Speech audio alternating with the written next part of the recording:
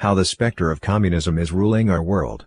The specter of communism did not disappear with the disintegration of the Communist Party in Eastern Europe, by the editorial team of the 9 Commentaries on the Communist Party. Chapter 18. The Chinese Communist Party's Global Ambitions Part 1. Table of Contents. Introduction. 1. The Chinese Communist Party's ambition to replace the United States and dominate the world. A. The CCP has always aimed for world domination. B. World domination requires defeating the United States. C. The CCP has a multi-pronged strategy to subvert and contain the United States. D. The CCP incites anti-US hatred to prepare for war with America. E. The CCP no longer conceals its intentions in the Sino-US relationship. 2. Communist China's strategies for world domination. A. One Belt One Road initiative is territorial expansion masked as globalization. B. The CCP's Great Periphery strategy aims to exclude the U.S. from the Asia-Pacific region. C. Divide and conquer in Europe serves to create a split with the United States. D. The CCP exports the Chinese model to colonize Africa. E. Advancing into Latin America encroaches on America's backyard. F. Communist China flaunts its military ambitions. References. Introduction. The beginning of the 20th century saw the Soviet Communists seize power in Russia through violent force. The success of this revolution, in turn, paved the way for the Communist specter's primary actor, the Chinese Communist Party. The CCP was established in 1921 by agents of the Far Eastern branch of the Communist International. Over the several decades that followed, the Soviet Union played a major role on the world stage, confronting the Western democratic camp in the Cold War. Westerners took the Soviet Union and its satellite communist regimes in Eastern Europe to be the archetypical communist adversary. Meanwhile, the CCP regime had ample time for its establishment and maturation. The Soviet Union collapsed in 1991, leaving the CCP regime alone on the world stage. Communist China took a new, non-confrontational approach, enticing the rest of the world to engage with its capitalist market economy while retaining a totalitarian political system. Therefore, many Western scholars, entrepreneurs, and politicians did not regard the CCP as a communist party, but rather considered it a variant at most.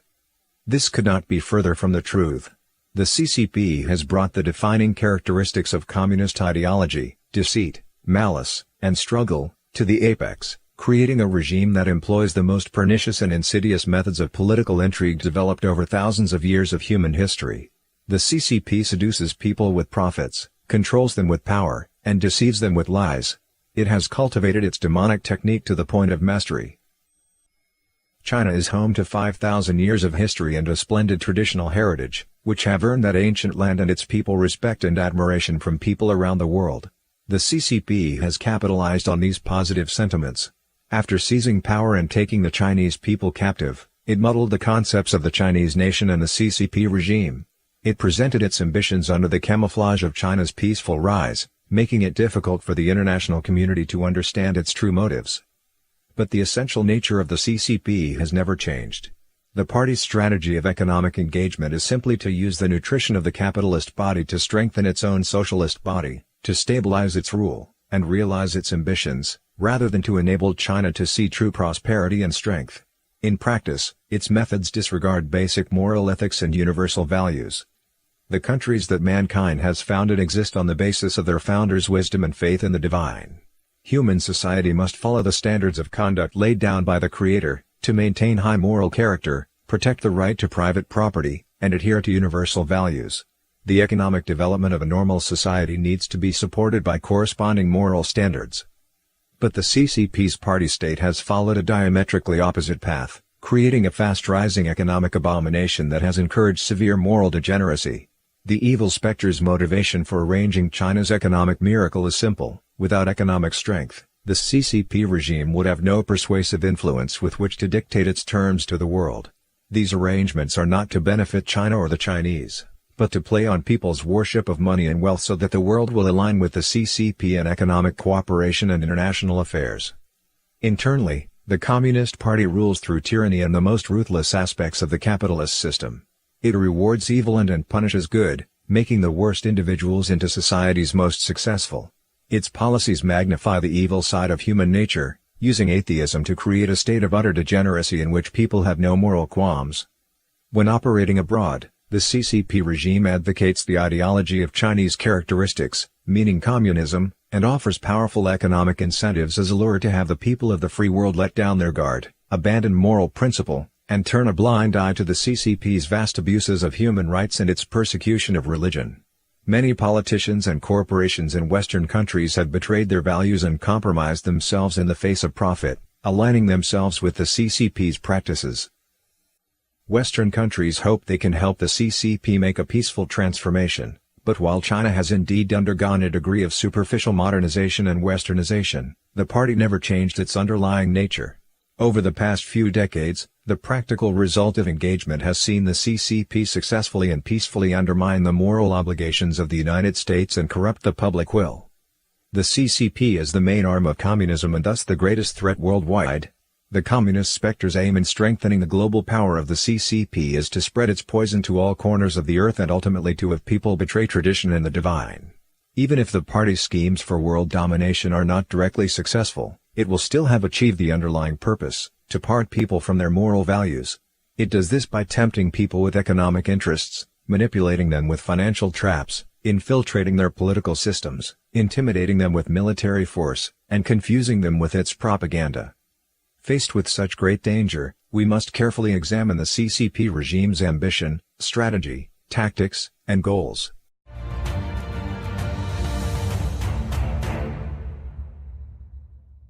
(1) The Chinese Communist Party's ambition to replace the U.S. and dominate the world.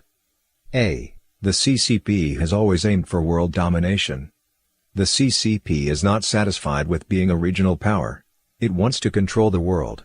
This is determined by the party's inbuilt characteristic of tyranny. By its very nature, the Communist Party opposes heaven, earth, and tradition. It resorts to violence to smash the old world and aims to destroy all states, nations, and classes with the feigned goal of liberating all humanity. Its unchanging mission is one of constant expansion until the world is united under communist ideology. Its doctrines and practice are by definition globalist. But because traditional culture was once quite powerful, communism has at times had to adopt a gradual and roundabout approach. In the Soviet Union, Stalin claimed the need for socialism in one country. More recently, the CCP has adopted socialism with Chinese characteristics. Unlike the political parties that share power or hold power by rotation in Western democracies, the CCP has uncontested authority. It sets its strategic goals in the scope of decades or centuries. A few years after the party established itself in 1949, it rolled out the slogan "Surpass Britain and Catch Up to America" that prefaced the Great Leap Forward. Later, owing to unfavorable domestic and international situations, the CCP assumed a low profile for decades. After the Tiananmen massacre, the international community boycotted the Chinese regime. In response, the party evaluated the situation and concluded that it was still unable to compete directly with the United States. Therefore, it took the path of hiding its strengths and biding its time, rather than attempting to take the lead on the international stage. This was not because the CCP had changed its goals, but because it adopts different strategies according to the circumstances in its struggle to ultimately establish world hegemony. It can be said that the communist specter used the ancient Chinese strategic feint of openly repairing the plank roads, while secretly advancing via the hidden route of Chenchtsong. The first communist superpower was the Soviet Union, but its ultimate role ended up being to aid the rise and maturation of the Chinese communist regime. (b) World domination requires defeating the United States. Since World War I, the United States has been the most powerful country on earth and serves to maintain international order. Any country that wants to overturn this order must bring down the United States, so in terms of overall strategic considerations, America is the CCP's main enemy. This has been the case for decades, and the party has never stopped preparing for an all-out offensive against the United States. In his book The 100-Year Marathon, China's Secret Strategy to Replace America as the Global Superpower, Michael Pillsbury wrote that China has a long-term strategy to subvert the US-led world economic and political order and to replace it with communism by 2049, the 100th anniversary of the Communist Party's rise to power in China. Pillsbury notes that in the TV series Silent Contest, produced by the National Defense University of China, the ambition to compete with the United States is laid out clearly. The CCP's process of realizing its great cause of dominating the world will inevitably run into constant wear and tear and struggle with the U.S. hegemonic system. It is a centennial contest, not to be shifted by the human will. The CCP's global strategy is centered on countering the United States. Arthur Waldron, a professor at the University of Pennsylvania and a China expert, stated at a Senate hearing in 2004 that the Chinese People's Liberation Army is the only army in the world that is dedicated for anti-U.S. operations. In fact, apart from the PLA, most of the CCP's diplomatic relations and international activities have the United States as their direct or indirect target. C. The CCP has a multi-pronged strategy to subvert and contain the United States. The CCP has taken a comprehensive approach towards succeeding in its attempt to dominate the world. In ideology, it competes with the United States and other countries where there is freedom and democracy. It uses forced technology transfers and intellectual property theft to close the tech gap and boost its economic confidence. Militarily, it engages in a silent rivalry against the United States by means of asymmetrical and unrestricted warfare in places like the South China Sea. It backs North Korea, Iran, and other rogue regimes to impede the United States and NATO. In diplomacy, the CCP regime has promoted its Great Peripheral Strategy and the One Belt One Road Plan. It has very quickly expanded its international influence, including neighboring countries as well as countries in Europe, Africa, Oceania, and Latin America, in an attempt to build an international coalition, develop a Chinese-led sphere, and isolate the United States. The CCP has multiple methods to accomplish these goals. It established the Shanghai Cooperation Organization in 1996, the Asian Infrastructure Investment Bank in 2015, and the 16+1 cooperation with Central and Eastern European countries in 2012. It cooperates keenly as part of the 5 BRICS countries, Brazil, Russia, India, China, and South Africa, and vigorously promotes internationalization of its currency. It seeks to control the formulation of industrial standards, such as those used for the proposed 5G cellular networks, and to dominate public discourse. The CCP regime has taken advantage of the democracy and freedom of the press that exist in the United States and other Western countries to carry out United Front operations, spread propaganda, and engage in espionage. This is its attempt to manipulate the United States as much as possible and impose bloodless change from within. Using these tactics, CCP agents bribe U.S. government officials, congressmen, diplomats, and retired military officers. The party uses economic interests to guide American capitalists to lobby for the Chinese communists and to influence U.S. policy on China.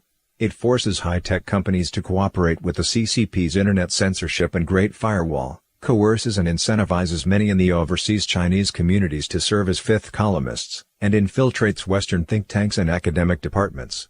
It manipulates these institutions into exercising self-censorship on sensitive topics, effectively adopting the stand of the Communist Party. Chinese companies, which are controlled or influenced by the CCP, have been investing heavily in Hollywood. While developing its influence in various countries to envelop and contain the United States on one hand, on the other, it establishes hidden strongholds on American soil so that it can undermine the United States from within. It has built an extensive network of agents and has fostered splits in U.S. society, posing a serious internal threat. D. The CCP incites anti-U.S. hatred to prepare for war with America. The CCP's ideology runs on hatred. The patriotism it promotes entails hating Japan, hating Taiwan, hating Tibetans, hating the ethnic minorities of Xinjiang, hating religious believers, hating dissidents, and most importantly, hating the United States. There is a saying among Chinese netizens, for small problems, blame Japan, and for big ones, blame the United States. This means that by inciting hatred against foreign foes, the party helps smooth over public outrage during a crisis.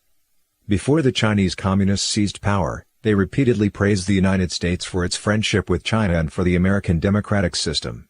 However, after the CCP set up its regime, it immediately took advantage of the suffering China had undergone in modern history, as well as the eagerness of the people to have a strong nation. The CCP painted itself as China's savior by stoking hatred against America and other foreign countries. In fact, the CCP does not care about the lives and deaths of the Chinese people, nor does it care about China's territorial integrity or the sustainable long-term development of the Chinese nation. It is impossible to describe the evilness of how the CCP has persecuted the Chinese people, betrayed China's sovereignty, destroyed Chinese morality and traditional culture, and squandered China's future. By inciting hatred of foreign countries, the CCP's aims are first to paint itself as a savior so as to legitimize its brutal rule, second, to use nationalist sentiment to divert public attention in times of crisis, third, to build support for the CCP's expansionist ambitions and base schemes as a means of supposedly rectifying the humiliations of modern times, and fourth, to use hatred to create the psychological preparedness needed for future wars and to desensitize the public to acts of barbarity. The CCP has indoctrinated the younger generation with hatred of the United States in order to use them as its tools in the effort to supersede America and dominate the world. When the time comes, the CCP intends to use China's youth to infiltrate the United States and its allied democratic states in various fashions, participate in all-out armed conflict, wage unrestricted warfare, and should the need arise, sacrifice themselves in a nuclear holocaust. The jubilant Chinese public reactions following the terrorist attacks of 9/11 indicated that the CCP was making good progress with its propaganda. On major Chinese political and military forums, one sees common sentiments like China and the United States must have a war, another indication of the CCP's success in educating people to hate the United States. This is a long-term, gradual mobilization for war, deliberately planned and systematically carried out by the CCP. The CCP's hate propaganda is not limited to within China. Internationally, it explicitly or overtly supports rogue regimes and terrorist organizations to fight against the United States, providing them with financial assistance, weapons and equipment, theoretical contributions, tactical training, and public support. The CCP has become the head of an axis of anti-American states and arrogantly steers the global forces of anti-Americanism. The CCP no longer conceals its intentions in the Sino-US relationship. In 2008, while the United States was struggling with an economic crisis, China hosted in Beijing the most expensive Olympics Games in history. Dressed in a costume of prosperity, the regime pushed itself onto the international stage. As a result of globalization, the U.S. manufacturing industry declined. In the face of economic difficulties, the United States asked China for help. America is surviving by borrowing money from us. Chinese became a hot topic in the CCP's propaganda. America is going downhill, China is in position to replace it. Virtually all the party-controlled media in China touted such headlines, and the ideas even became popular opinion among Western media and scholars. Since 2008, America has showed signs of decline in areas such as economic standing, military strength, and political stability. On the economic front, the United States was pushing universal health care, expanding social benefits, placing climate issues at the center of policy, strengthening environmental monitoring, and placing restrictions on traditional manufacturing business. Still, the green energy industry was defeated by made-in-China products, and U.S. manufacturing continued to be hollowed out. There was no way to counter and guard against China's attacks in trade and intellectual property theft. In the face of these trends, many simply accepted as fact the narrative that China was in ascendance and America was in decline. U.S. military spending decreased, and the United States adopted a weak diplomatic stand. On the U.S. political front, socialist ideology was on the rise, social divisions widened, democratic politics became a showground for partisan squabbling, and government functions were often handicapped as a result. The CCP compared this chaos unfavorably with the focused totalitarianism of its own system, depicting America's democracy as a laughingstock. In 2010, China surpassed Japan to become the world's second-largest economy in the world. In 2014, according to the World Bank's statistics, if calculated based on purchasing power parity, China's GDP might have surpassed that of the United States. The CCP saw that the contrast in power between China and the United States was shifting, and thinking that America's decline was irreversible, it ended its old strategy of hiding its strength and biding its time. Instead, the CCP openly and directly took aim at the international order led by the United States. The official stance of the CCP, the media, and the experts gradually started to speak unabashedly of an expansionist China dream. In 2012, during its 18th National Congress, the CCP introduced the notion of building a community of shared future for mankind. In 2017, the CCP held its grand gathering of world political parties in order to falsely evoke the ancient imagery of the myriad kingdoms coming to pay their respects at the Chinese imperial court. The CCP went public with its desire to export the communist China model to the rest of the world. In the name of spreading what the CCP calls the China model, the Chinese plan, or Chinese wisdom, the CCP's ambition is to lead the world and to establish a new world order in accordance with the party's rules. The CCP has been preparing for this in all respects for decades. If this new world order is indeed established, it would present a formidable new axis of evil, an adversary even more threatening to the free world than the Axis alliance during World War II.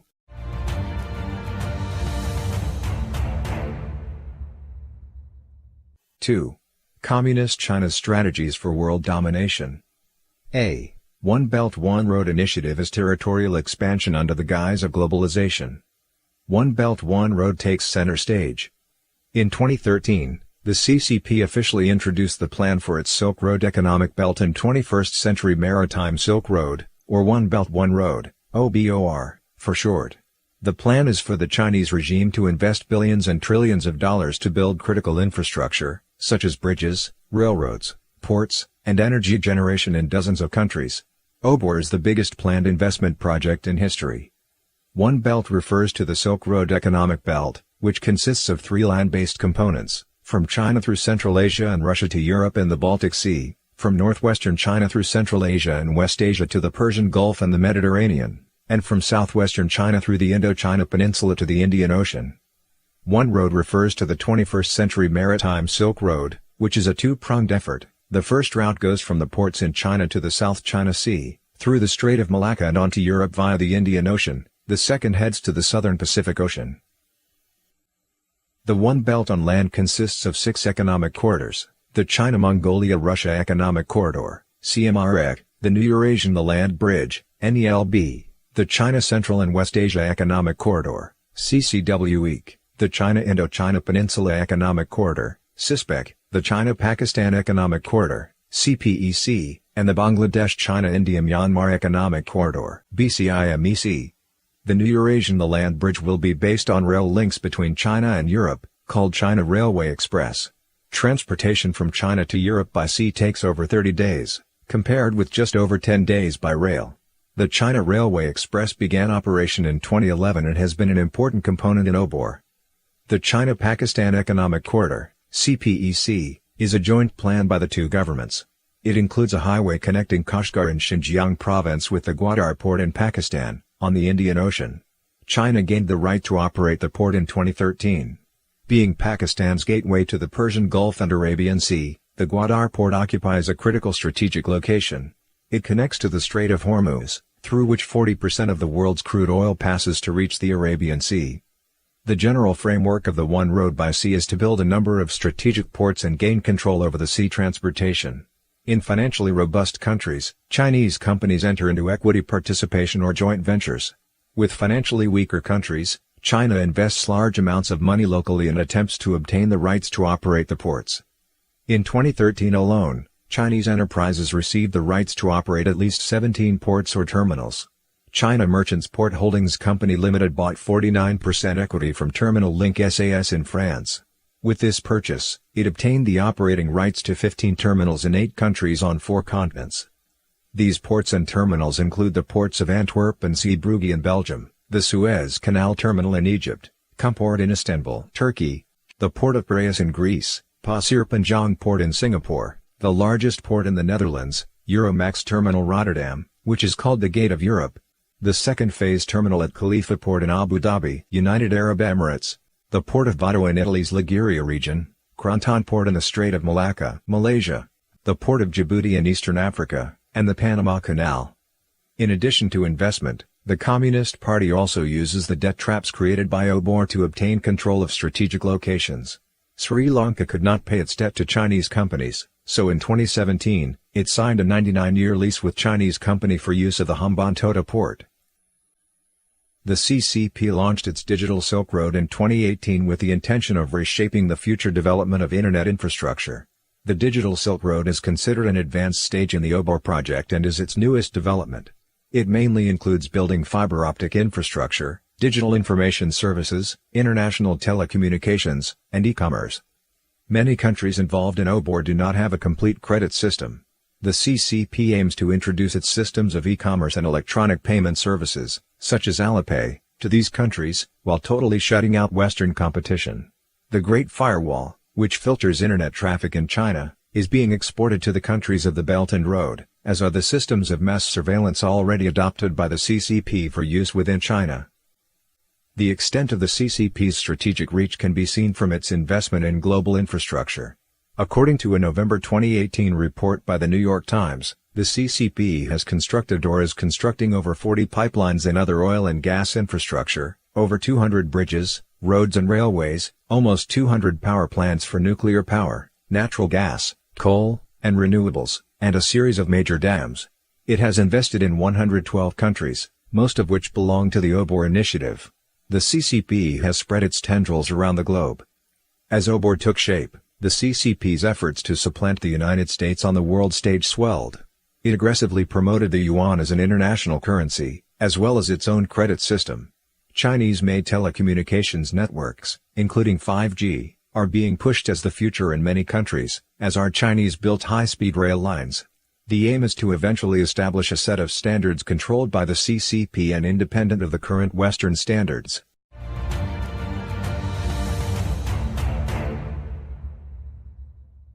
One Belt One Road has a global reach. In the early stage of the One Belt One Road initiative, the CCP focused on countries neighboring China, reaching as far as Europe. Very quickly, the CCP expanded its reach to Africa, Latin America, and even the Arctic Ocean, covering the entire world. The Maritime Silk Road originally consisted of just two routes. A third route, the Silk Road on ice, or the Polar Silk Road, was added to connect to Europe via the Arctic Ocean. Prior to OBOR, the CCP had already invested heavily in Africa and Latin America. These countries are now part of the major structure of OBOR, which has enabled the CCP to more rapidly expand its financial and military reach in Africa and Latin America. The primary goal of OBOR is to export China's excess capacity by building up basic infrastructure such as railways and highways in other countries. These countries are rich in resources and energy. By helping them build infrastructure, the CCP accomplishes two secondary goals. One is to open routes to ship domestic products to Europe at low cost, the other is to secure the strategic resources of countries that participate in OBOR. The CCP's intention is to increase its own exports, not to help the countries along the Belt and Road to establish their own manufacturing industries. The CCP would not relinquish Chinese manufacturing. The real ambition behind OBOR is to use economic means as a vanguard to establish control over the financial and political lifelines of other countries and turn them into the CCP's colonies in its globalist strategy. Byproducts of participation in OBOR schemes include importation of all the pernicious aspects of communism, corruption, debt, and totalitarian repression. The project is a deceptive trap that will not bring lasting economic prosperity to its participants. Many countries have become alarmed and are either stopping or re-evaluating the OBOR project. The CCP has conceded that it should be more transparent and make adjustments to the heavily criticized debt traps. Nevertheless, the CCP's plans can't be underestimated. While Western enterprises operate on profit-seeking principles and won't tough it out in turbulent host countries for more than a few years, the CCP's calculus extends into the next century. It can tolerate operations in turbulent international environments for the long term without regard for immediate losses. What the CCP wants are pro-communist governments that will support it in the United Nations. The CCP wants to become the leader of Asia, Africa, and Latin America, to struggle with the free world, and to replace America as the world's #1 power. The CCP is willing to foot any human costs necessary to achieve this goal. For instance, the party can force the Chinese people to pay for costs that privately owned Western enterprises could never handle. In this war to conquer the world, it is not about how powerful the CCP is on paper, but that the CCP has at its disposal the resources of hundreds of millions of Chinese people irrespective of their lives or their deaths. They are its sacrificial pawns. Former White House chief strategist Steve Bannon offered a unique interpretation of the OBOR project. He credits the Chinese Belt and Road Initiative as having successfully integrated the Mackinder-Mahan-Spykman theses of how to dominate the world. Andrew Shung, of the Asia Global Institute, summed up Bannon's views. Sir Halford Mackinder was an influential British geographer-historian, who argued in 1904, that whoever rules the heartland, Central Asia, commands the world island, Eurasia. Whoever rules the world island commands the world. His American contemporary, Alfred Mahan, was a naval historian who shaped the U.S. strategy to dominate sea power, extending the British maritime empire logic of controlling the sea lanes, choke points and canals by policing global trade. In contrast, Nicholas John Spykman argued that the rimland, the coastal lands encircling Asia, is more important than the heartland. Thus, Who controls the Rimland rules Eurasia, who rules Eurasia controls the destinies of the world. Bannon's assessments reflect the Western world's growing vigilance against the CCP's ambitions contained in the OBOR project. In fact, the CCP's ambition is not limited to the scope of OBOR. The initiative is not merely focused on obtaining the rights to land routes, sea lanes, and major ports. The CCP wants to take advantage of loopholes, wherever they may be around the world. Many countries in Asia, Africa, and Latin America are newly independent states created by decolonization. These regions experienced a power vacuum, inviting the CCP to gain footholds. The newly independent countries that once comprised the Soviet Union and its Eastern European satellites had weak sovereign control and were also easy pickings for the CCP regime. Other turbulent countries, which Western investors tend to stay away from, naturally fell into the CCP's trap. Small countries, island countries, and underdeveloped countries occupying strategic locations are all in the CCP's crosshairs.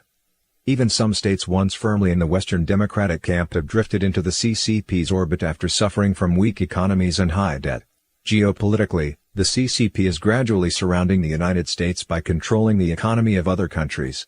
The aim is to have American influence marginalized and eventually removed from those countries, by which time the CCP will have established a separate world order centered on communist tyranny. This is not a new approach. It has its roots in the old CCP strategy of occupying the countryside to surround the cities, which led it to victory in the Chinese Civil War. B. The CCP's Great Periphery strategy aims to exclude the U.S. from the Asia-Pacific region. What is the CCP's so-called Great Periphery diplomacy? Party think tanks define it like this: China neighbors 14 countries along a lengthy land border, and looks across the sea at 6 other neighboring countries. Beyond that, to the east is the Asia-Pacific region, and to the west is Eurasia. That is, the radial extent of China's extended neighborhood covers 2/3 of international politics, economy, and security. Thus, the framework of periphery diplomacy is more than mere regional strategy, it is a true grand strategy.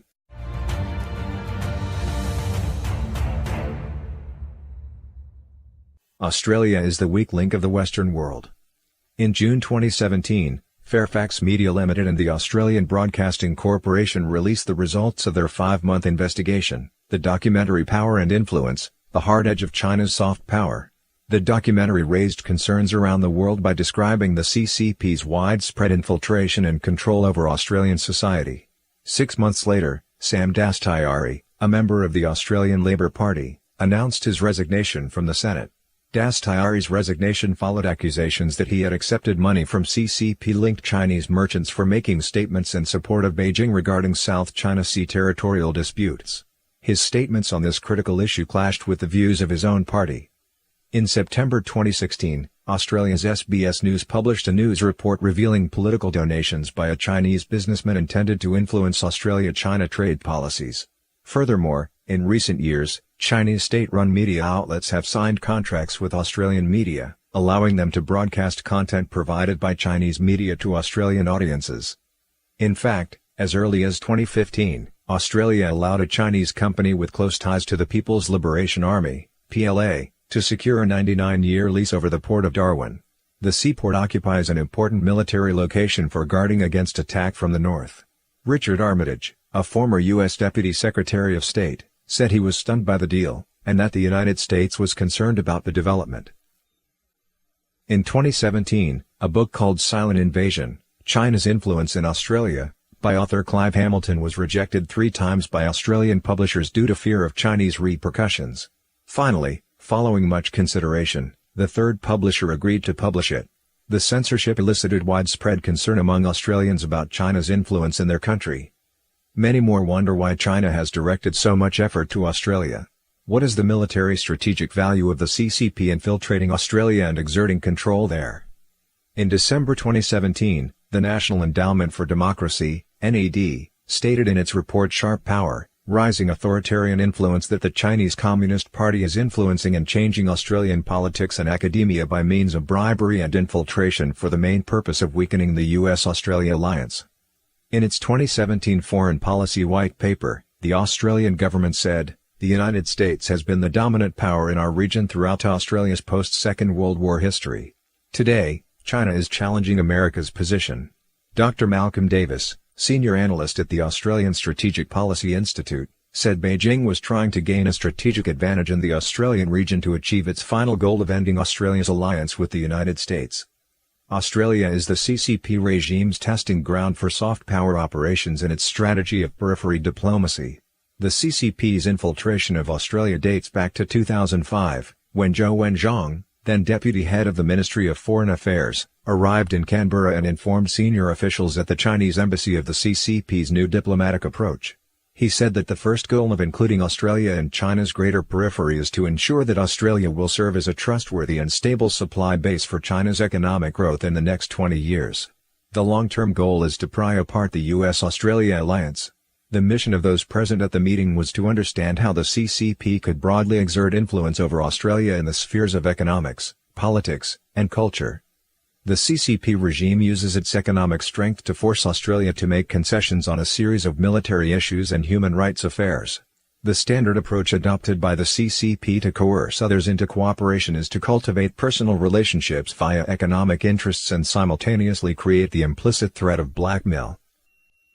After years of investigation, Clive Hamilton found that Australia's major institutions, from our schools, colleges and professional associations to our media, from professions of mining, farming and tourism to military assets of ports and electrical networks, from our local parliaments and state governments to our Canberra parties, are being infiltrated and transformed by a complicated control system under the supervision of CCP. After the 2008 economic crisis, in practice, Australia has proven willing to serve as the CCP's supply base due to the common belief that the CCP rescued Australia from the recession. Hamilton says that the reason the CCP's infiltration and influence can be so effective in Australia is that Australians have allowed it to happen right under our noses, because we are blinded by the belief that only China can guarantee our economic prosperity, and because we dare not stand up against Beijing's bullying. Despite awareness of the CCP's infiltration and influence on Western society, and particularly the CCP's infiltration and control of overseas Chinese communities, most well-meaning Westerners naively imagined initially that the main purpose of the party's strategies was negative, that is, to silence the voices of critics and those with different political opinions. However, Hamilton says that behind the negative operations are the CCP's positive ambitions, to use ethnic Chinese immigrants to change the frame of Australian society, and to have Westerners sympathize with the CCP so as to allow Beijing to build up influence. In this way, Australia would be transformed into the CCP's helper in becoming an Asian, then global superpower. Similarly, the CCP is extending its infiltration and control from Australia to New Zealand. Anne-Marie Brady, an expert in Chinese politics at the University of Canterbury, released a report titled Magic Weapons, which takes New Zealand as an example to illustrate how the CCP extends its infiltration and political influence overseas. The report reveals that several Chinese-born members of New Zealand's parliament have close links with the CCP, and that many politicians have been bribed by massive political donations from rich Chinese merchants and CCP United Front organizations such as Chinese trade associations in New Zealand. Shortly after her report was published, Dr. Brady's college office was broken into. Before the break-in, she also received an anonymous letter threatening her with the words "You're the next one." China is actively roping in New Zealand's local politicians. For example, members of New Zealand political parties are lavished cordial treatment on trips to China. Retired politicians are offered high-paying positions in Chinese enterprises, as well as other benefits to have them follow the party's directives.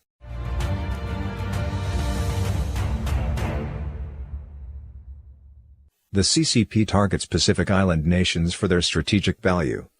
Despite their size, Pacific Island nations have the critical strategic value of being able to serve as maritime bases. Their total land area is just 53,000 square kilometers, 20,463 square miles, compared with their exclusive economic zones, EEZ, over ocean, which measure 19 million square kilometers, 7,335,941 square miles. An area over 6 times the size of China's EEZs. Developing greater ties with Pacific Island nations is a publicly acknowledged component of the CCP's military strategy. Currently, spheres of influence in the Pacific area are divided between the United States, Japan, New Zealand, Australia, and France. To develop its maritime capabilities in the Pacific Ocean, the CCP must first build good relations with the island nations, then slowly push out the U.S. presence. John Henderson, a New Zealand professor, and Benjamin Riley, a professor in Australia, said that the CCP's long-term goal in the South Pacific area is to take the place of America as the superpower there. The CCP has invested immense amounts of money in Melanesia, Micronesia, and Polynesia to assist these island nations in constructing infrastructure. It has promoted local tourism, and made e-business platforms available. It is outstripping American activity in the area. Ben Bohane, an Australian author, warned that America is losing influence over the Pacific Ocean to China. Following the CCP's large-scale financial assistance and investment, the arrogant behavior of its officials reflects the real mentality of the CCP when it is strong and thinks highly of its abilities.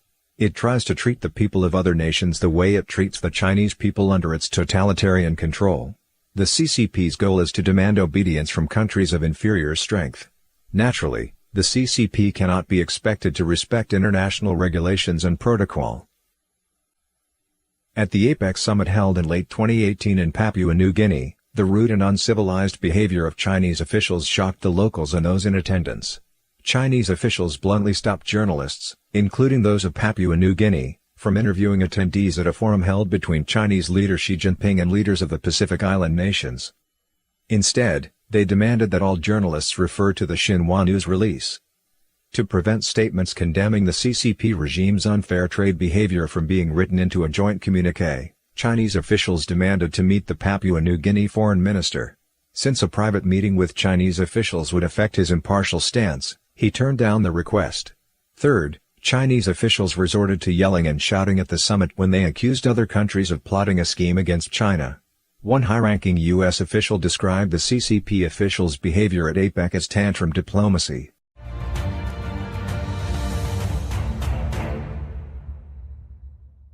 Debt traps enable the CCP to seize control over Central Asia's resources. Following the dissolution of the Soviet Union, the CCP has taken great efforts to develop and cement its relationship with Central Asian countries, like Kazakhstan, Kyrgyzstan, Tajikistan, Turkmenistan, and Uzbekistan. The goal of the CCP's strategy in Central Asia can be viewed from several angles. For one, Central Asia is an unavoidable land route in China's westward expansion. Further, when China constructs infrastructure to transport goods in and out of China, it can also expand its commercial interests in Central Asia. Secondly, China aims to seize the natural resources, including coal, oil, gas, and precious metals that are abundantly found in these countries. Thirdly, by controlling Central Asian countries that are geographically and culturally close to Xinjiang, China can tighten its control over ethnic minorities in Xinjiang. Though the CCP has not announced its desire to dominate Central Asia, it has effectively taken up the most influential role in this region. The International Crisis Group, a Brussels-based think tank, released a report in 2013 saying that China has been rapidly growing into an economically dominant power in this region by taking advantage of social unrest in Central Asia. Beijing sees Central Asia as a supply base of raw materials and resources and as a market for its low-priced, low-quality products. Meanwhile, the CCP has also poured millions of US dollars into investment and aid in Central Asia in the name of maintaining stability in Xinjiang. A huge network of highways, railways, airways, communication, and oil pipelines has closely connected China with Central Asia. The China Road and Bridge Corporation, CRBC, and its contractors have been responsible for the construction of highways, railways, and electricity transmission lines in Central Asia. They pave roads on some of the most dangerous and complex terrain and construct new roads to transport China's goods to Europe and the Middle East, as well as to ports in Pakistan and Iran. In the 2 decades between 1992 and 2012, of diplomatic relations between China and the 5 Central Asian countries, the total volume of trade between China and Central Asia grew 100-fold. In Central Asia, the CCP has promoted investments in large state-run, credit-financed infrastructure projects. Some scholars have realized that such investments would form the basis of a new international order in which China would play a dominant role. Seen from this perspective, Central Asia, like Australia, is another testing ground for the CCP's conceptual revolution in diplomatic strategy. Beijing tends to support the corrupt authoritarian leaders of the Central Asian countries, and its opaque investment projects are considered beneficial primarily for the local social elites. The International Crisis Group's report noted that each of the Central Asian governments is weak, corrupt, and fraught with social and economic unrest. The large infrastructure projects promoted by Beijing are not only linked to massive loans, but also involve official approvals and permits, which are based on vested interests. This gives rise to and worsens the corruption in these regimes. In Uzbekistan, Islam Karimov, the former first secretary of the Communist Party of the Uzbek Soviet Socialist Republic in the USSR, served as the country's president from the time of independence in 1991 to his death in 2016.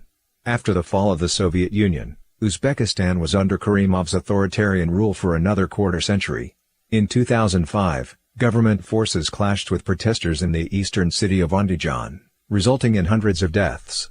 The CCP placed itself as a firm supporter of Karimov, rendering firm support as usual to Uzbekistan and other countries in this region in their efforts to safeguard the status quo.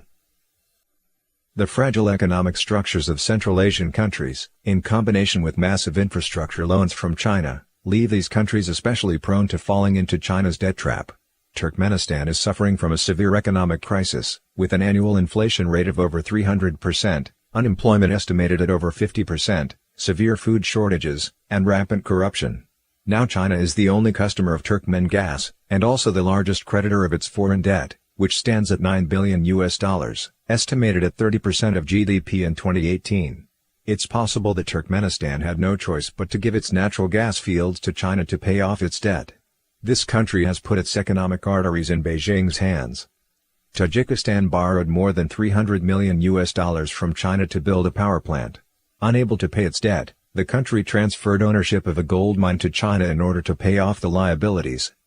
The Kyrgyz economy is also in danger, as large-scale infrastructure projects carried out by the CCP there also caused it to fall into the debt trap. The country is likely to give part of its natural resources to pay debt. Kyrgyzstan also cooperated with Chinese communications companies Huawei and ZTE to build digital communication tools in order to tighten governmental control over people, while also leaving China a backdoor to extend its surveillance into these countries. Beijing took advantage of the power vacuum in the aftermath of the dissolution of the Soviet Union to enter the Kazakh energy sector. The Kazakh economy depends on production of crude oil, and oil revenue in US dollars is used to buy cheap Chinese products.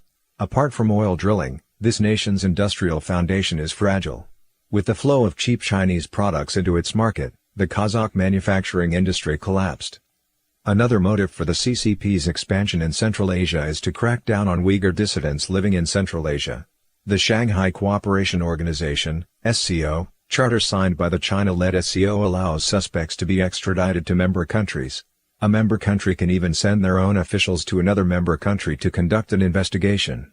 In this way, the CCP extends its suppression of Uyghurs abroad and arrests Uyghur dissidents who have taken refuge in other countries.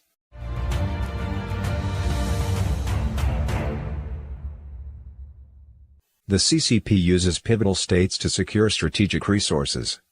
Implementation of the Communist Party's peripheral strategy involved first creating pivotal states, which are then used as a base for achieving strategic goals in the entire region. According to the party's think tanks, pivotal states are countries that have considerable regional power that Beijing has the capability and resources to guide. They have no direct conflicts with the CCP in terms of strategic interests, and don't share close interests with the United States. In addition to the aforementioned Australia, Kazakhstan, and others, examples of pivotal countries for the Chinese regime include Iran in the Middle East and Myanmar. In the Middle East, Iran receives the greatest Chinese investment. Iran is an important oil producer in the region and has been in ideological opposition to the West since the late 1970s, making it a natural economic and military partner for the CCP. Beijing has maintained close economic and military relations with Iran since the 1980s. In 1991, the International Atomic Energy Agency discovered that the CCP had exported uranium to Iran and that China and Iran had signed a secret nuclear agreement in 1990. In 2002, when Iran's uranium enrichment project was revealed, Western oil companies withdrew from the country, giving the CCP an opportunity to capitalize on the situation and cultivate closer relations with Iran. Bilateral trade volume between the CCP and Iran grew exponentially between 1992 and 2011, increasing by more than 100 times in 17 years, although there was significant slowdown due to pressure caused by international sanctions on the Iranian regime. Due to the CCP's assistance, Iran was able to weather the international isolation imposed on it and develop a broad arsenal of short to medium-range ballistic missiles, as well as anti-ship cruise missiles. The Chinese also provided it with sea mines and fast attack craft, and helped Iran establish a covert chemical weapons project. Another pivotal state favored by the CCP regime is Myanmar, its neighboring country in South Asia. Myanmar has a long coastline, which provides strategic access to the Indian Ocean. The CCP regards the opening of a China-Myanmar channel as a strategic step to minimizing reliance on the Strait of Malacca. The Burmese military government's poor human rights record has caused it to be isolated by the international community. The 1988 democracy movement in Myanmar was ultimately crushed with military force. The following year, in Beijing, PLA tanks opened fire on pro-democracy demonstrators in Tiananmen Square. The two authoritarian governments, both condemned by the international community, found a degree of solace in their diplomatic company and have since enjoyed close relations. In October 1989, Myanmar's then Shui visited China, and the two sides signed a $1.4 billion arms deal. In the 1990s, there were again many arms deals between the two sides. Equipment the CCP has sold to Myanmar include fighter planes, patrol ships, tanks and armored personnel carriers, anti-aircraft guns, and rockets. The CCP's military, political, and economic support thus became the Burmese military junta's lifeline in its struggle for continued survival. In 2013, the Chinese invested $5 billion into the China-Myanmar crude oil and gas pipeline, said to be China's fourth largest strategic oil and gas import conduit. Although it met with strong popular opposition, in 2017, it went into operation with the backing of the CCP. Similar investments include the Myitsun Dam, currently placed on hold due to local opposition, and the Lut Patong copper mine.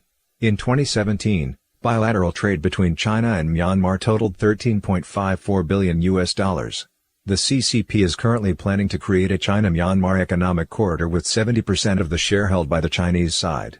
This includes a deep water port for trade access to the Indian Ocean, and the Kyaukphyu Special Economic Zone Industrial Park. C. Divide and conquer in Europe serves to create a split with the United States. In the Cold War, Europe was at the center of the confrontation between the free world and the communist camp. America and Western European nations maintained a close alliance via the North Atlantic Treaty Organization. After the end of the Cold War, Europe began to decline in terms of economic and political importance. In order to drive a wedge between Europe and the United States, the CCP adopted a strategy of dividing and conquering the European countries by adapting to local conditions to gradually penetrate and develop influence in Europe. In recent years, the differences between Europe and the United States on many major issues have become increasingly apparent. The CCP's activities have had a hand in this. After the 2008 financial crisis, the CCP exploited the fact that weaker European economies were in urgent need of foreign investment. The CCP injected large sums of money into these countries in exchange for compromises on issues such as international law and human rights. The CCP used this method to create and expand the cracks between European countries, and reap the benefits. Countries targeted by the CCP include Greece, Spain, Portugal, and Hungary. After the sovereign debt crisis in Greece, the CCP invested heavily there, exchanging money for political influence, and using Greece as an opening for building more influence in Europe.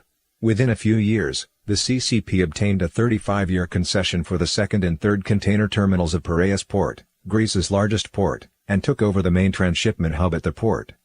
In May 2017, China and Greece signed a 3-year action plan covering railways, ports, airport network construction, power energy networks, and power plant investments. The CCP's investment has already seen political returns.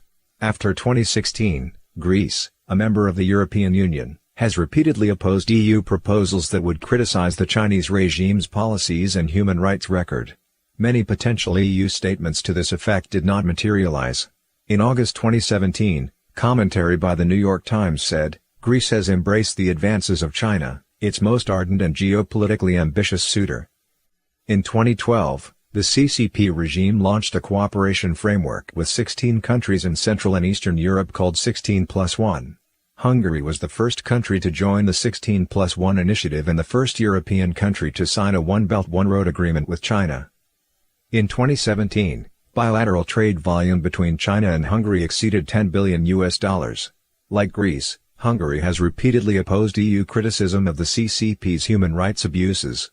The president of the Czech Republic hired a wealthy Chinese businessman to be his personal advisor and has kept his distance from the Dalai Lama. Among the 16 countries included in the framework, 11 are EU countries, and 5 are non-EU countries. The CCP has ulteriorly proposed a new model of regional cooperation, with the intent to divide the European Union being obvious. Additionally, among the 16 countries, many are former socialist countries. These countries all have a history of communist rule, and have preserved many ideological and organizational traces of those regimes. To some extent, conforming to the CCP's demands comes naturally to them. There are many small countries in Europe, and it is difficult for any one country to compete with the CCP. The CCP has used this to handle each government individually, intimidating them into staying silent on China's human rights abuses and pernicious foreign policy. The most typical example is Norway. In 2010, the Norwegian Nobel Prize Committee awarded the Peace Prize to an incarcerated Chinese dissident. The CCP quickly took revenge by setting up various obstacles to prevent Norway from exporting salmon to China, as well as causing other difficulties. 6 years later, relations between the two countries were normalized, but Norway has remained silent on human rights issues in China. The traditional Western European powers have also felt the growing influence of the CCP. The CCP's direct investment in Germany has grown substantially since 2010. In 2016 and 2017, China was Germany's largest trading partner. In 2016, 56 German companies were acquired by mainland Chinese and Hong Kong investors, with investment reaching a high of €11 billion. These mergers and acquisitions allowed Chinese companies to quickly enter the market and acquire advanced Western technology, brands, and other assets. The Hoover Institution of the United States, in a 2018 report, has labeled this the CCP's weaponization investment. The industrial city of Duisburg in western Germany has become the European transit point for Obor. Every week, 30 trains filled with Chinese goods come to the city, where they are then transported separately to other countries. The mayor of Duisburg has said that Duisburg is Germany's China city. In dealing with France, the CCP has long used a strategy of transaction diplomacy. For example, when Jiang Zemin, then CCP regime head, visited France in 1999, he provided a large sale worth 15 billion francs by purchasing nearly 30 Airbus aircraft, leading to the French government's support for China's admission into the WTO. Following the Tiananmen Square massacre, France became the first Western country to establish a comprehensive strategic partnership with China. The French president at the time was the first in the West to oppose criticism of China at the Geneva Human Rights Conference, the first to advocate strongly for the lifting of the EU arms embargo on China, and the first head of a Western government who praised the CCP. In addition, the CCP established large-scale Chinese culture weeks in France at an early stage of its expansionary activity as a means of promoting communist ideology under the guise of culture. The United Kingdom, a traditional European power for much of history and an important ally of the United States, is also one of the CCP's most prized targets. On September 15, 2016, the British government officially approved the start of the Hinkley Point C unit nuclear power project, a joint venture between China and a French consortium. Hinkley Point C nuclear power station is a nuclear power plant in Somerset, in southwest England, with an installed capacity of 3,200 megawatts. The project was severely criticized by experts, including engineers, physicists, environmentalists, China experts, and business analysts, who especially referred to the huge hidden dangers to British national security. Nick Timothy, the ex-chief of staff to Theresa May, pointed out that security experts, reportedly inside as well as outside government, are worried that Chinese people can use their role to build weaknesses in the computer system, which will enable them to shut down British energy production at will. The British Guardian calls this the dreadful deal behind the world's most expensive power plant. As in other parts of the world, the methods the Chinese regime uses to expand its influence in Europe are pervasive and legion. They include acquiring European high-tech companies, controlling the shares of important ports, bribing retired politicians to praise the CCP's platform, coaxing sinologists to sing the praises of the CCP, penetrating universities, think tanks, and research institutes, and so on. The English-language edition of the CCP-controlled China Daily has a monthly page insert in the long-established British newspaper The Daily Telegraph. The inserts carry articles beautifying the Chinese regime. Beijing pays the Daily Telegraph up to £750,000 a year for the inserts. The CCP's activities in Europe have caused great misgivings among researchers. The European Institute of Public Policy, GPPI, a leading think tank in Europe, published a research report in 2018 exposing the CCP's infiltration activities in Europe. China commands a comprehensive and flexible influencing toolset, ranging from the overt to the covert, primarily deployed across three arenas: political and economic elites, media and public opinion, and civil society and academia. In expanding its political influence, China takes advantage of the one-sided openness of Europe. Europe's gates are wide open, whereas China seeks to tightly restrict access of foreign ideas, actors and capital. The effects of this asymmetric political relationship are beginning to show within Europe. European states increasingly tend to adjust their policies in fits of preemptive obedience to curry favor with the Chinese side. Political elites within the European Union, EU, and in the European neighborhood have started to embrace Chinese rhetoric and interests, including where they contradict national and/or European interests. EU unity has suffered from Chinese divide-and-rule tactics, especially where the protection and projection of liberal values and human rights are concerned. Beijing also benefits from the services of willing enablers among European political and professional classes who are happy to promote Chinese values and interests. Rather than only China trying to actively build up political capital, there is also much influence courting on the part of those political elites in EU member states who seek to attract Chinese money or to attain greater recognition on the global plane. In addition to political, economic, and cultural infiltration in Europe, the CCP has also engaged in various forms of espionage. On October 22, 2018, the French Le Figaro carried the headline "The Revelations of Le Figaro on the Chinese Spy Program that Targets France." Through an exclusive series of special reports, Le Figaro revealed the CCP's various espionage activities in France. This included how business social networking websites, especially LinkedIn, were used to recruit French people to provide information to the CCP for the purpose of infiltrating France's political, economic, and strategic realms, and for gaining extensive insider understanding in specific situations. The report also said that such cases are only the tip of the iceberg of the CCP's espionage operations in France. The CCP's purpose is the large-scale plunder of sensitive information regarding the French state and its economic assets. Similar espionage activities have also taken place in Germany. The CCP exports the Chinese model to colonize Africa. After World War II, Africa underwent decolonization, and many African countries gained independence. As technology and capital were transferred from the West to China, Africa gradually lost the attention of the West. Strengthened by the West, the Chinese Communist Party steadily encroached on Africa. The forces of the CCP started replacing what the Western sovereign powers had set up in Africa and infiltrated its politics, economy, and society.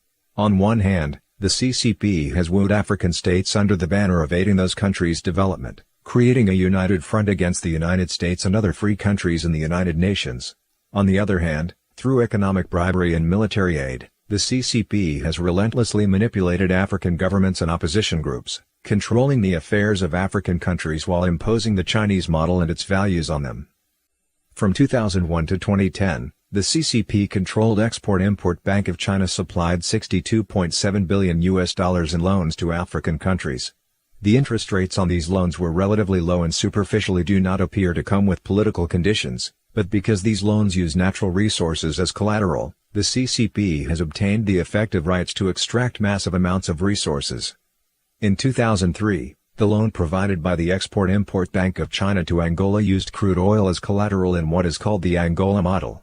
The following situation developed: there are Chinese to drill the oil and then pump it into the Chinese pipeline guarded by Chinese strongmen on its way to a port built by the Chinese, where it is loaded onto Chinese tankers headed for China. Chinese to arm a government committing crimes against humanity, and Chinese to protect that government and stick up for it in the UN Security Council. In 2016, China became Africa's biggest trading partner and foreign direct investor. In Africa, the CCP's management model has been roundly criticized for its many ills: low wages, poor working conditions, shoddy products, tofu drug engineering, environmental pollution, bribery of government officials, and other corrupt practices. China's mining operations in Africa also frequently met with protests from the local people. Michael Sata, former president of Zambia, said during his presidential campaign in 2007, "We want the Chinese to leave and the old colonial rulers to return. They exploited our natural resources too, but at least they took good care of us. They built schools, taught us their language and brought us the British civilization. At least Western capitalism has a human face. The Chinese are only out to exploit us." In Zambia, Chinese influence can be seen everywhere. Sata was faced with no choice but to make deals with the CCP. Once he gained power, He immediately met with China's ambassador, and in 2013 visited China. Sudan was one of the earliest bases that the CCP established in Africa, and over the past 20 years, the CCP's investment in Sudan has grown exponentially. Apart from its abundant oil reserves, Sudan's strategic location at the Red Sea was also vital to the CCP's plans. In the 1990s, when Sudan was isolated by the international community because of its support for terrorism and radical Islam, the CCP took advantage and rapidly became Sudan's largest trading partner, purchasing most of the oil exported by Sudan. The investment by the CCP helped Bashir's totalitarian regime survive and develop despite being contained by the West. The CCP's military even exported weapons to Sudan during this period, indirectly facilitating the Darfur genocide in Sudan at the beginning of this century. In the international community, the CCP played a two-faced role. While China sent out a peacekeeping team to the UN to mediate the conflict in Sudan, Beijing also openly invited the Sudanese president, a criminal wanted by the International Criminal Court for crimes against humanity, to visit China, and declared that no matter how the world changed, no matter what the situation was in Sudan, that China would always be Sudan's friend. The CCP spares few efforts in wooing developing nations. The Forum on China-Africa Cooperation was established in 2000 and first held in Beijing. In the subsequent forums that were held during key years, the leaders of the CCP threw money at Africa. In 2000, during the inaugural meeting, Jiang Zemin announced debt relief of 10 billion yuan for the poor countries in Africa. In 2006, when Beijing was again the host country of the summit, the CCP not only announced the relief of debt as of the end of 2005 for poor African countries it had diplomatic relations with, but also sent over $10 billion in funding, credit, scholarships, and various aid projects. In 2015, during the summit in Johannesburg, South Africa, the CCP announced that it would provide capital of $60 billion to work with African countries to carry out the 10 major cooperation plans. On August 28, 2018, the CCP's Vice Minister of Commerce noted that 97% of products from 33 of the least developed African countries have zero tariffs. On September 3, 2018, during the China-Africa Cooperation Forum held in Beijing, the CCP again pledged that it would provide Africa with $60 billion of no-strings-attached aid, interest-free loans, and project-specific capital and investment. At the same time, the CCP promised that for African countries with diplomatic relations with the CCP, it would cancel their intergovernment debts that matured at the end of 2018. After several decades of painstaking effort, through commerce and trade, the CCP gained control over Africa's economy. By using economic incentives, it has bought off many African governments, such that they follow Beijing's every instruction. The outside world has noticed how the CCP regime is attempting to conquer Africa, and how it is using Africa as the stage for promoting and advocating the party's model. A scholar in the Chinese regime establishment declared, China's progress over the past 40 years has proven that it doesn't need to do what the West did to achieve success. History has not ended yet. The impact of this on Africa is beyond what you can imagine. Following China, the former Prime Minister of Ethiopia, Meles Zenawi, established a 5-year plan for Ethiopia. The organization and structure of the ruling party, the Ethiopian People's Revolutionary Democratic Front, EPRDP, also bore a striking resemblance to the CCP regime. An anonymous source within the Chinese Foreign Ministry said that many high-level officials in the EPRDP had gone to China to study and undergo training, and that the children of many important officials also went to China for their education. It was even more apparent at the ministerial level, where virtually every official was reading the selected writings of Mao Zedong. In March 2013, at the BRICS, Brazil, Russia, India, China, South Africa summit, the Ethiopian Prime Minister stated that China was both a trading partner and a development model for Ethiopia. Today, Ethiopia is called Africa's new China. Its internet monitoring and censorship, the totalitarian nature of its government, its media control, and the like are all cast in the same mold as China's. Ethiopia is not the only example. In 2018, the International Department of the Central Committee of the CCP held the 4th China-Africa Young Leaders Forum in the 2nd China-Latin America Political Parties Forum in Shenzhen, Guangdong. The training was targeted at leaders and government officials. Yun Sun, co-director of the China program at the Washington-based Stimson Center, said that this kind of political training was to export the Chinese model to developing countries.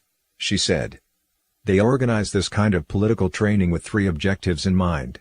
First, that the CCP's regime is legitimate, It is attempting to tell the world how the CCP has successfully managed China and how this success could be replicated for developing countries. Second, the CCP seeks to promote the experience China had in its development, during the so-called exchange of ideas on how to govern the country. Although the CCP is not explicitly exporting revolution, it is certainly exporting its ideological approach. The third objective is to strengthen exchanges between China and Africa. Advancing into Latin America encroaches on America's backyard.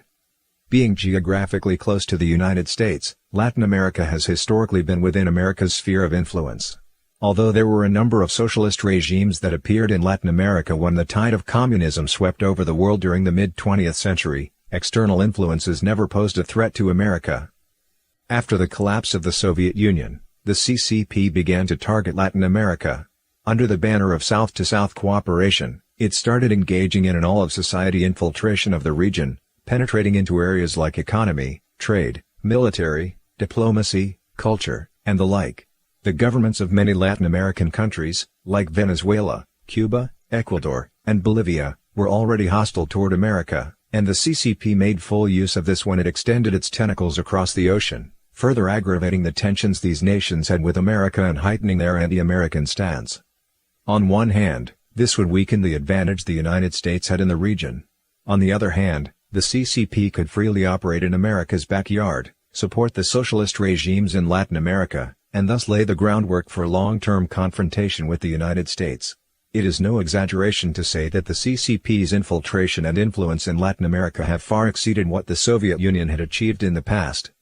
First, the CCP used foreign trade and investment to expand its influence in Latin America. According to a report from the Brookings Institution, a US-based think tank, in 2000, China's trade with Latin America was only $12 billion, but by 2013, it had ballooned to $260 billion, an increase of more than 20 times. Prior to 2008, China's loan commitments didn't exceed $1 billion, but in 2010, it had increased to $37 billion. From 2005 to 2016, China pledged to loan $141 billion to Latin American countries. Today, the loans from China have exceeded those from the World Bank and the Inter-American Development Bank combined. The CCP has also promised that it would provide Latin America with $250 billion of direct investment by 2025 and that bilateral trade between China and Latin America would reach $500 billion. Latin America is currently China's second largest investment target, directly after Asia. For many South American countries, China has dominated foreign trade. The three biggest economies in Latin America, Brazil, Chile, and Peru, have China as their top trading partner. China is the second largest for Argentina, Costa Rica, and Cuba. With highway construction in Ecuador, port projects in Panama, and a planned fiber optic cable running from Chile to China, China's influence throughout Latin America is evident. All the while, the CCP has deployed its state companies to turn Latin America into its resource base, with examples being Baosteel's vast investment in Brazil, and the control Show Gang has over the iron mines in Peru. The CCP has also shown great interest in Ecuador's oil and Venezuela's fuel oil and gold mines. The CCP also invests heavily in Latin American infrastructure.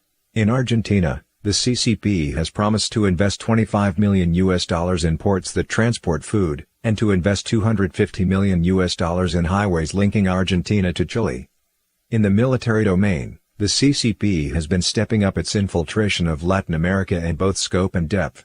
A researcher from the U.S.-China Economic and Security Review Commission, Jordan Wilson, found that the CCP has progressed from low-level military sales before 2000 to high-end military sales, reaching $100 million in exports by 2010.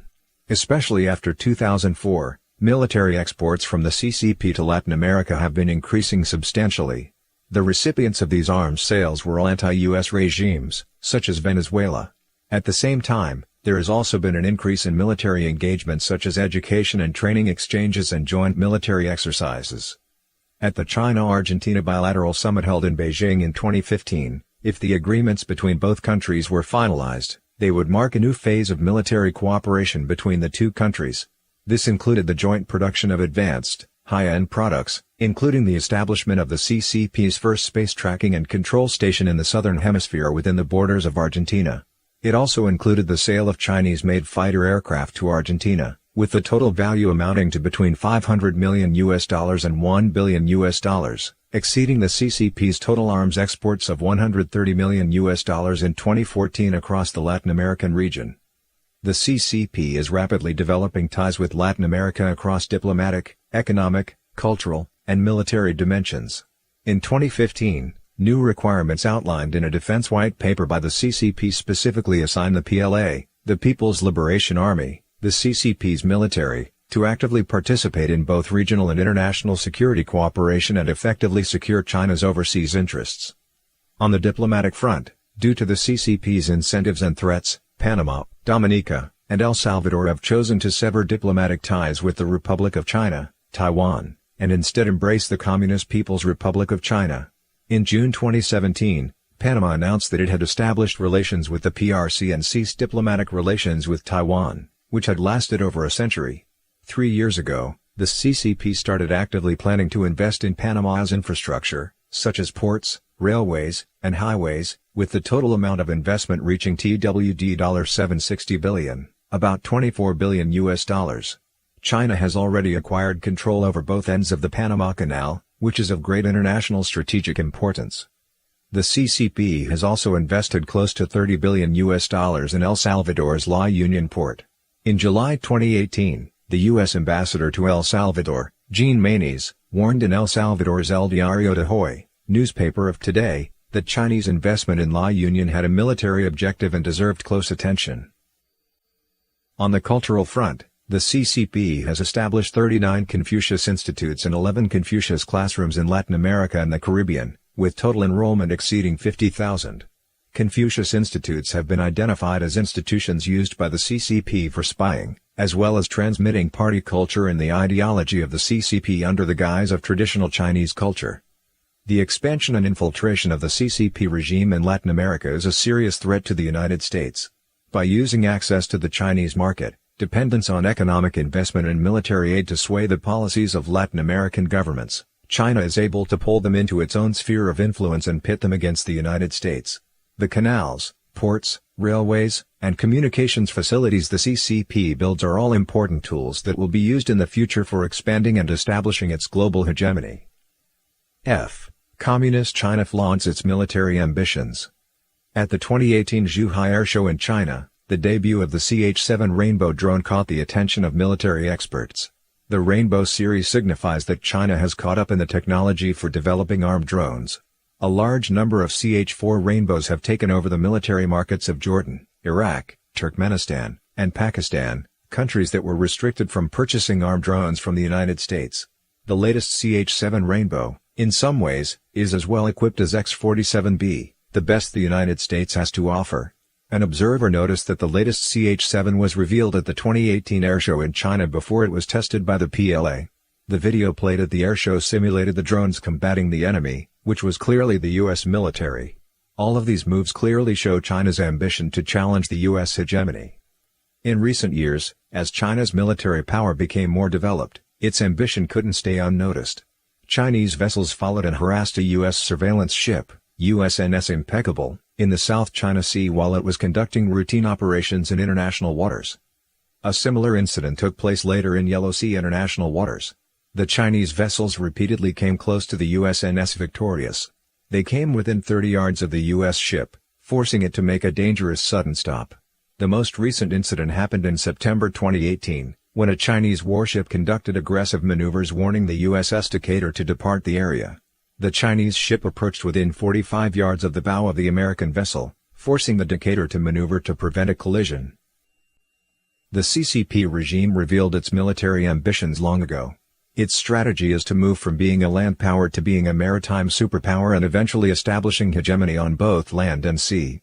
In 1980, Beijing's strategy was to perform active defense, and its focus was mainly on defending its own borders. At the time, its main adversary was the Soviet Army. In 2013, Beijing's frontline defense turned into active offense for the purpose of expanding its front line. It proposed strategic offense as an important type of active defense. In 2015, a Chinese military theorist and author of Unrestricted Warfare, China's Master Plan to Destroy America made the following statements: One Belt One Road policy requires the army to have expeditionary ability. The Chinese land forces must take a flying leap and revolutionize itself. The national interests that come with One Belt One Road are an enormous incentive for the Chinese army to reform. All this fuels Beijing's aim to become a land-based superpower. The U.S. Department of Defense said in its annual report to Congress in 2018. China's maritime emphasis and attention to missions guarding its overseas interests have increasingly propelled the PLA beyond China's borders and its immediate periphery. The plans, the Chinese Navy, evolving focus, from offshore waters defense to a mix of offshore waters defense and open seas protection, reflects the High Command's expanding interest in a wider operational reach. China's military strategy and ongoing PLA reform reflect the abandonment of its historically land-centric mentality. Similarly, doctrinal references to forward-edge defense that would move potential conflicts far from China's territory suggest PLA strategists envision an increasingly global role. China's goal is to first break through the boundaries of the First Island Chain and head to the open waters of the Pacific and Indian Oceans. The First Island Chain stretches from the Kuril Islands in the north to the islands of Taiwan and Borneo in the south. The chain surrounds the Yellow Sea, the East China Sea, and the Western Pacific Ocean. The purpose of China's expansion in the South China Sea was to break through the First Island Chain. China built islands and militarized reef islets in the South China Sea. It equipped them with airports, shore-based aircraft, and missiles. Currently 3 strategically important islets in the South China Sea, namely Fiery Cross Reef, Subi Reef, and Mischief Reef, have been fortified with anti-ship cruise missiles, surface-to-air missiles, and airfields. The islands have essentially formed stationary aircraft carriers that can be used in the event of military conflict. At the strategic level, the Chinese Navy is capable of breaking through the boundaries of the First Island Chain and has the capability to fight in the open ocean. Steve Bannon, former White House chief strategist, said on several occasions that the United States is headed for military conflict with China. "We're going to war in the South China Sea in 5 to 10 years, he said in March 2016. "There's no doubt about that." Lawrence Ellien, former American colonel and military commentator, believes that China is now attempting to extend its international influence beyond the South China Sea by linking to a similar framework for dominance in the northern Indian Ocean. If permitted to complete the link, China could be in an unassailable position to exert authority over roughly 1/2 of the global GDP. The dominance of the South China Sea isn't an issue of territory, but of global strategy. Each year, close to $5 trillion in merchandise moves through the South China Sea. For China, its maritime Silk Road begins with the South China Sea, and an estimated 80% of its oil imports are projected to travel via the region. Peacekeeping in the South China Sea following World War II fell to the United States and its allies. This poses a big threat to the Chinese regime, which is preparing to go to war with the United States and deems the South China Sea a key area for its economic growth and military expansion. Taylor Fravel, the Arthur and Ruth Sloan Professor of Political Science at the Massachusetts Institute of Technology, MIT, pointed out an interesting fact after figuring out how China has solved its territorial disputes in history. Since 1949, China has engaged in 23 territorial disputes with its neighbors. It settled 17 of these disputes. In 15 of these settlements, Beijing offered substantial compromises on the allocation of disputed territory.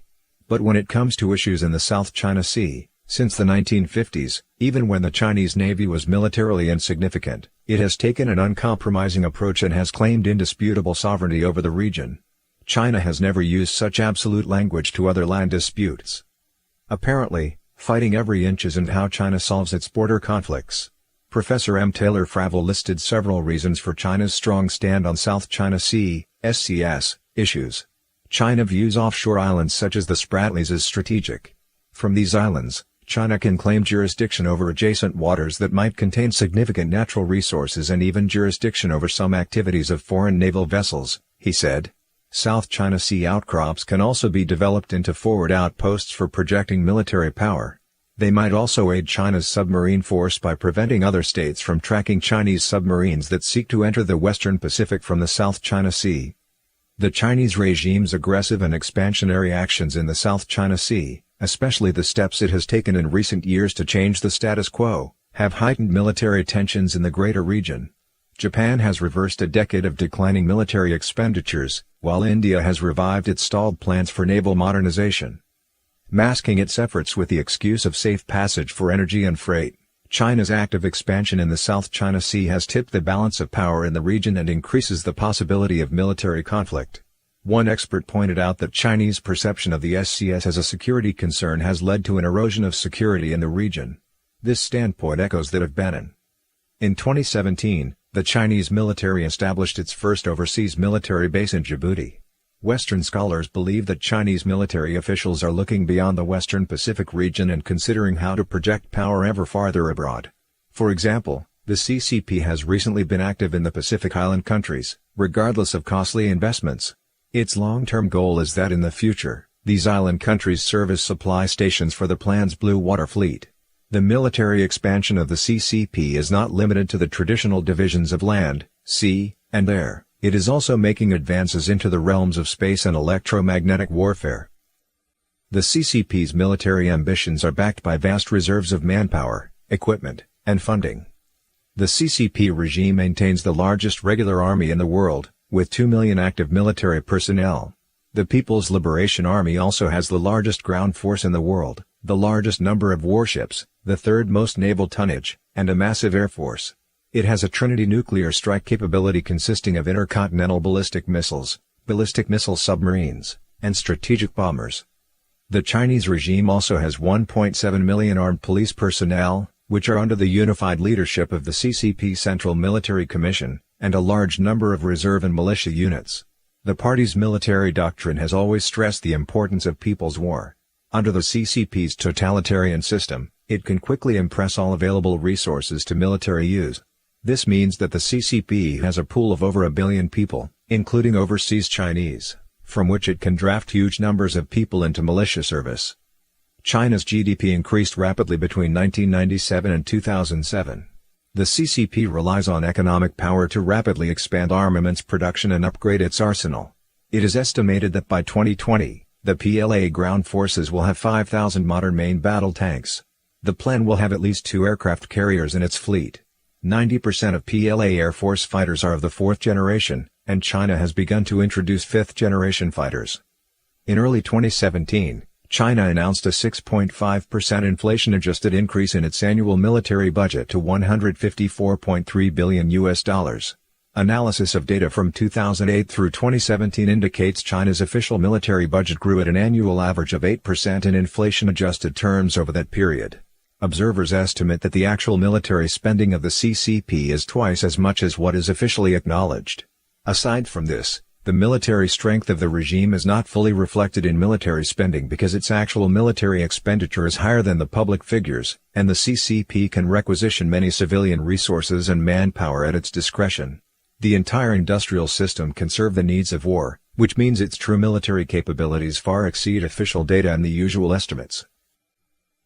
The CCP will build a global system consisting of more than 30 Beidou, Big Dipper, navigation satellites by the end of 2020, with global GPS military positioning capabilities.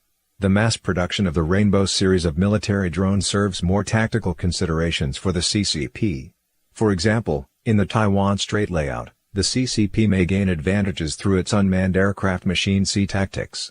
A large number of aerial drones can form clusters under the control of satellites and artificial intelligence, making them useful in regional and asymmetrical conflicts. The stealth fighter Chinese J-20, which was unveiled at the Zhuhai Air Show, resembles the American F-22, while the Chinese J-31 appears modeled on the F-35. The PLA is closing the gap with the United States in the development of modern jet fighters. In addition, the CCP uses a broad range of espionage to catch up with the United States in technology. According to some recent estimates, more than 90% of espionage against the United States conducted via hacking comes from China, and the CCP's networks infiltrate large American companies and the military, stealing technology and knowledge that the Chinese cannot develop independently. China's drone technology was stolen from the United States. In terms of tactics, the PLA is keen on asymmetric capabilities, asymmetric warfare, asymmetric strategy, and asymmetric weapons. Admiral Philip S. Davidson, the new commander of the Indo-Pacific Command, described China as a peer competitor. He said that China is not trying to match America's firepower at a 1-to-1 ratio, rather, it is trying to catch up with the United States by building critical asymmetric capabilities, including the use of anti-ship missiles and capabilities in submarine warfare. He warned that there is no guarantee that the United States would win a future conflict with China. The CCP relied on its research and development of Dongfeng 21D missiles, anti-ship ballistic missiles for use against U.S. aircraft carriers, to conduct similar sniper mode confrontation.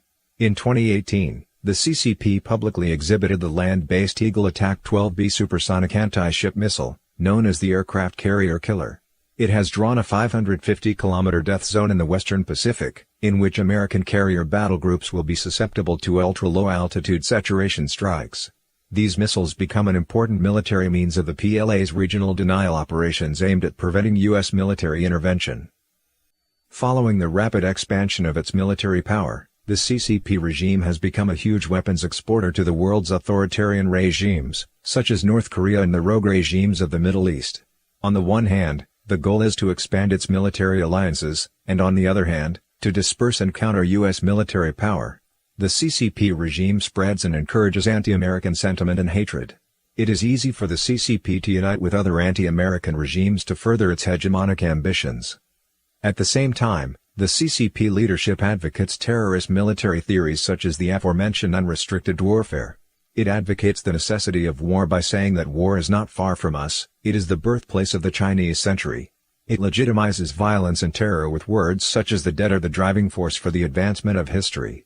It justifies aggression, there is no right to development without the right to war, and the development of one country poses a threat to another. This is the general rule of world history.